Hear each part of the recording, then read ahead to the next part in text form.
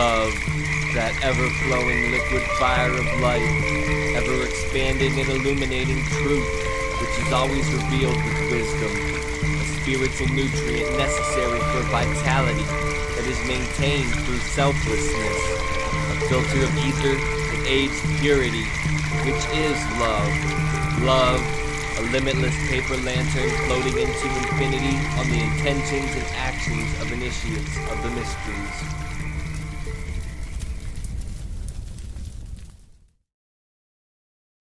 Welcome, fellow Phoenixes, to the Spiritual Phoenix Podcast, where we make a daily offering to the divine by putting our past on the pyre, searching the smoke for spirituality, turning the ashes into art, adapting isolation into connection, and manifesting mental wellness. I'm your host, Ross Cessna, and together we are the Spiritual Phoenix. The intent of this show isn't to tell you what to think, but to get you to think and originally articulate yourself in a way that is uplifting. We are the artists of our lives, and today is a blank canvas.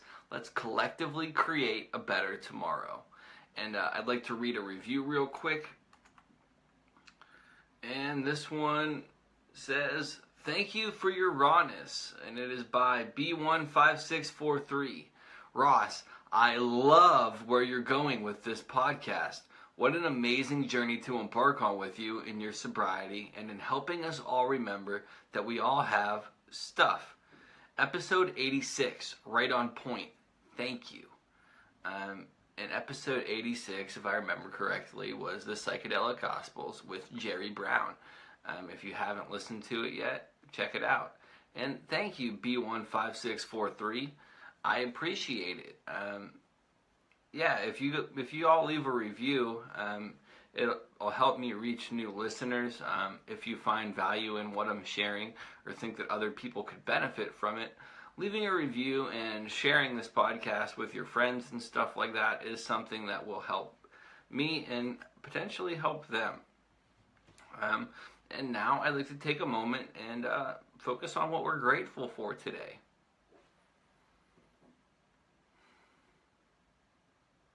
Today, I'm grateful that I've had the space to really work on a lot of my issues and establish the confidence that coming up in September, I'm going to look for a job, to help fund the expansion of the work that I've been doing online and also fund a business that I'm developing, which will be largely based on gems, minerals, tarot reading, different articles of clothing, different things like that to kind of help elevate people's consciousness, hopefully. That's the intent. So with that, I'm just grateful that I've been able to do what I've been doing, and grateful that I have the courage to know that I will be able to continue to do this in some way, shape, or form. Now I'd like to get into the quotes. Labels are for filing. Labels are for clothing. Labels are not for people. And that was said by Martina Navratilova. Once you label me, you negate me. And that was said by Soren Kierkegaard. They stick you with those names, those labels, rebel, or whatever they like to use, because they need a label. They need a name. They need something to put the price tag on the back of. And that was said by Johnny Depp. And labels contain the ingredients for mental illness, stigma, ego, and pride. And that was said by me.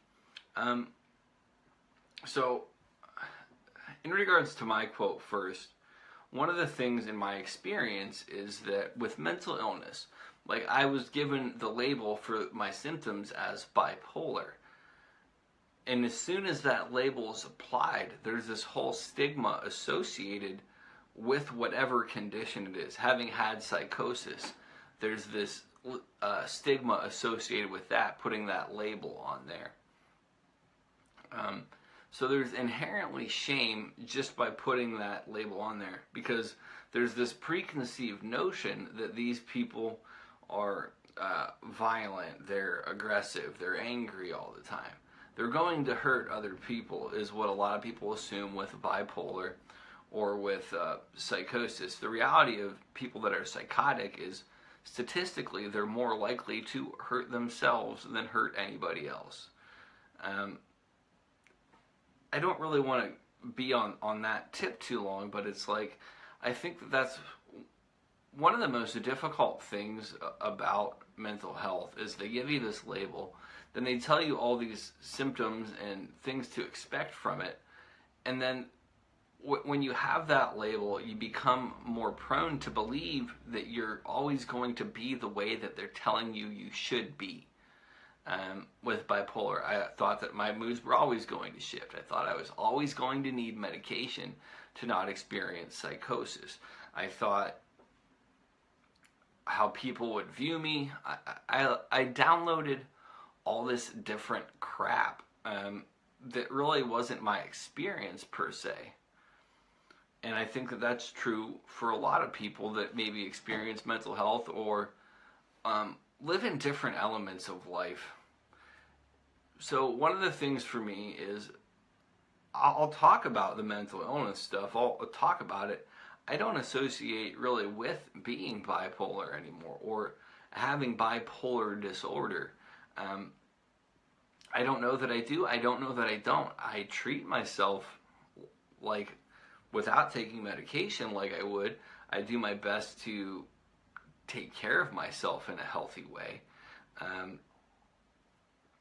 But at the same time, I don't know that I am. I don't know that I'm not.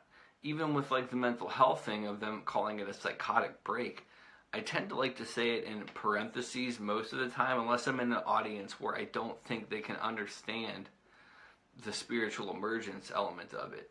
Because in other cultures, the experiences that I've had would be viewed under a different lens. And even with spiritual emergence, I can't completely connect to that in some regards too, because I have a tendency to overemphasize certain things. So if I overemphasize that it was spirituality, some of the negative elements that were just internalized, I guess, or whatever, that were things that I just had to work through, it can kind of glorify some of that stuff, I guess, too. And even with, like, for the longest time I identified with shamanism, wanted to be a shaman. I had what some people would call a shamanic experience. I eventually came to the comfort in viewing myself as a shaman. The reality is I can't even really associate with that label because I'm filing myself into a category of people that I can't necessarily fit in. Maybe it was a mystical experience. It's appropriating this different culture's belief system and then trying to put myself in it, and in doing so, I actually do a disservice in some way to the people that have taken the time to cultivate the proper understanding and training of those principles. That's for me personally. If other people want to call themselves those things, I respect that. It's like I included myself in shamanism. I'm backing myself out of it. That's the thing too. There's this whole concept that sometimes we identify with what other people think of us as. I need to not really identify with it good or bad. I know who I am. I think that if people have listened to this from the beginning, they've probably seen a lot of shifting philosophies, opinions, mindsets, sometimes doubling back to ones that I started out with. The reality of it is, for me, is I'm growing, I'm looking at things and evaluating them through different lenses. Even with the label thing, I'll still likely fall into putting some kind of label or labeling myself a certain way. And here's why. It's easier to do that sometimes. It's easier to put this label on than let people identify us for who we really are and let them come to their own conclusion of it, in my opinion. One of the things that I kind of want to do is come up with my own name for a label where there's no pre-existing definition of it. But even in doing that, people will still put their own thing on it, and it's me reducing myself maybe somewhat.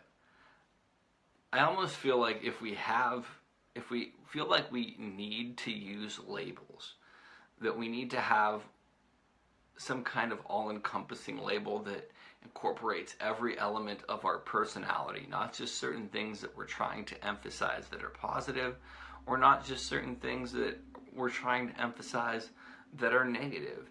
It needs to be a balanced list, I would say. And it's like, so how could I do that? I mean, my name technically is a label. I'm a Ross Cessna. I'm a human. I'm a man. Like,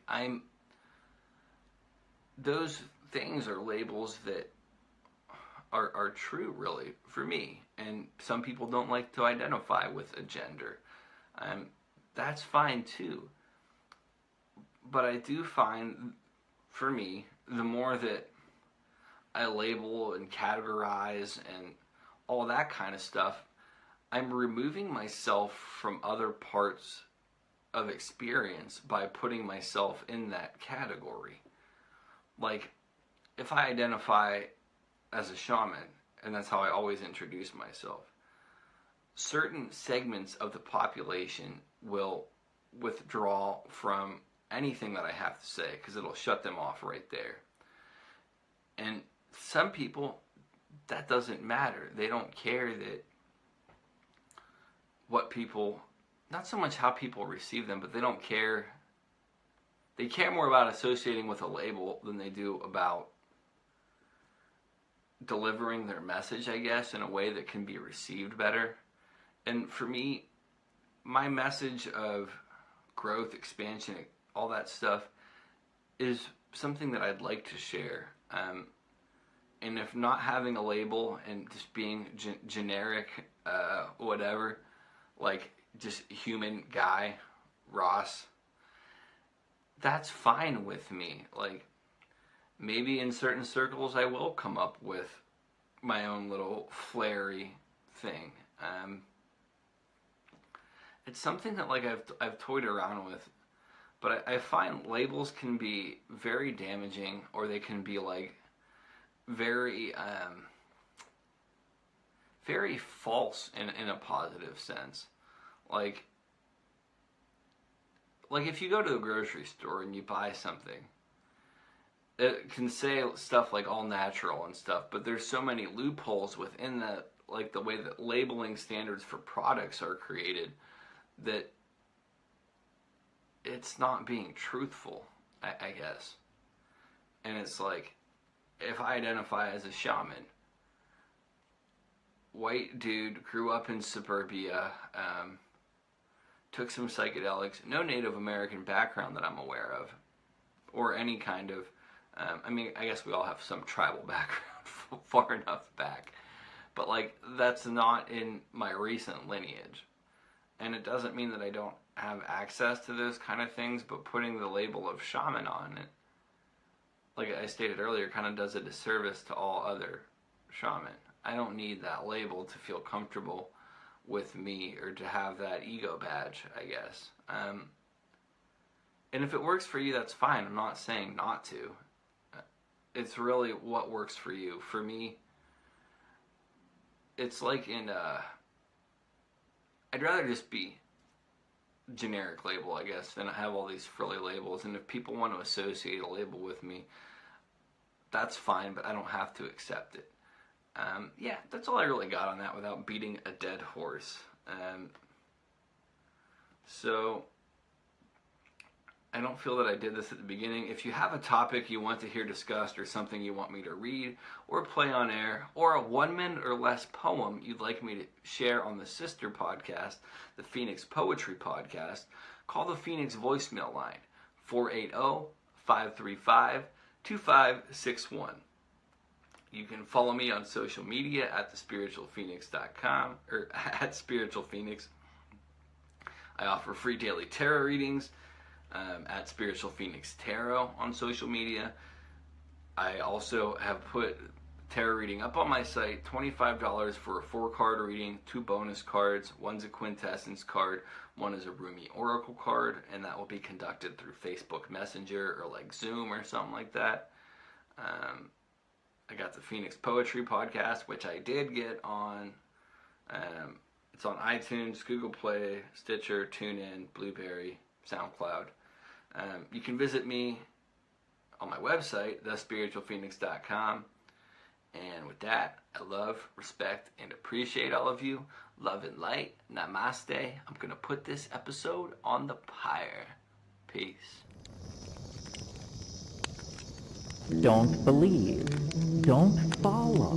Do not consume. Do not watch. Largely what I'm talking about here is reclaiming experience. This is what's been taken from us. It's a self-advancing, self-expanding, self-defining process, and it takes no prisoners. The real world isn't a spiritual world, it isn't a material world, it isn't an empty world, it isn't a solid world. It's simply